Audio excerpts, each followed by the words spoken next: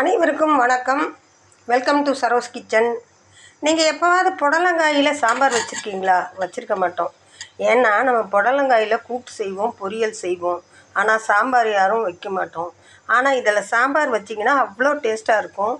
தோசை, சப்பாத்தி, இட்லி எல்லாத்துக்குமே தொட்டுக்கிடலாம். அதை எப்படி செய்யலாம், அதுக்கு என்னென்ன பொருட்கள் தேவை அப்படிங்கிறத இப்போ பார்க்கலாம். உங்களுக்கு குடும்பத்துக்கு தேவையான அளவுக்கு பருப்பு, அதுக்கு தேவையான அளவுக்கு புளி தண்ணி எடுத்துக்கோங்க. சின்ன வெங்காயம் ஒரு 15 வெங்காயம் கட் பண்ணியிருக்கேன். கடுகு, உளுத்தம்பருப்பு, வெந்தயம், குழம்பு மிளகாய்த்தூள் தேவையான அளவுக்கு. என்னோடது காரமாக இருக்கும், அதனால் 1.5 டீஸ்பூன் எடுத்திருக்கேன். சீரகம், தேவையான அளவுக்கு எண்ணெய் தாளிக்கிறதுக்கு, 2 தக்காளி. இப்போ எப்படி சமைக்கலான்றதை பார்க்கலாம். கடாயில் 2 டீஸ்பூன் எண்ணெய் விட்டுருக்கேன். அது சூடான உடனே கடுகு, உளுத்தம்பருப்பு சேர்த்துடலாம். அதில் சீரகத்தை சேர்த்துருவோம், வெந்தயம் சேர்த்துருவோம். இப்போ இது கூட நம்ம வெங்காயத்தை சேர்த்து நல்லா வதக்கி விட்டுக்கலாம். வெங்காயம் ஓரளவுக்கு வதங்கினதையும் தக்காளி சேர்த்துடலாம். இதுக்கு தேவையான அளவுக்கு சால்ட்டு, மஞ்சத்தூள் சேர்த்துக்கலாம். நான் கல் உப்பு சேர்க்குறேன். இப்போ அதை நல்லா கலந்து விட்டுக்கலாம். இதில் நம்ம கட் பண்ணி வச்சுருக்க புடலங்காயும் சேர்த்து நல்லா குக் பண்ணிக்கலாம். இந்த புடலங்காய் நல்லா சுருண்டு வரணும். அப்போ தான் பார்த்திங்கன்னா உங்களுக்கு சாம்பார் நல்லா டேஸ்ட்டாக இருக்கும். இது ஒரு 3 நிமிஷம் குக் ஆகட்டும்.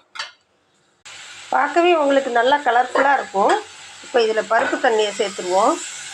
பருப்பு தண்ணி சேர்த்துட்டு நமக்கு தேவையான அளவுக்கு மசால், குழம்பு மிளகாய்த்தூள் சேர்த்துட்டு நல்லா கலந்து விட்டுக்கலாம்.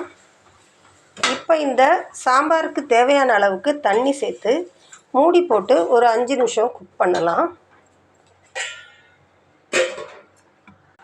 நான் சாம்பாருக்கு அதிகமான அளவு புளி சேர்க்க மாட்டேன். ஒரு சின்ன நெல்லிக்காய் அளவுக்கு புளியை தான் கரைச்சி வச்சுருக்கேன். புளி தண்ணியோடைய பச்சை வாசனை போனோடனே நம்ம லாஸ்ட்டாக பருப்பை சேர்த்துட்டு மல்லித்தலையும் கருவேப்பிலையும் போட்டு இறக்கணும்னா சூப்பரான புடலங்காய் சாம்பார் ரெடி. இப்போ நாம் எடுத்து வச்சுருக்க பருப்பை சேர்த்துருவோம்.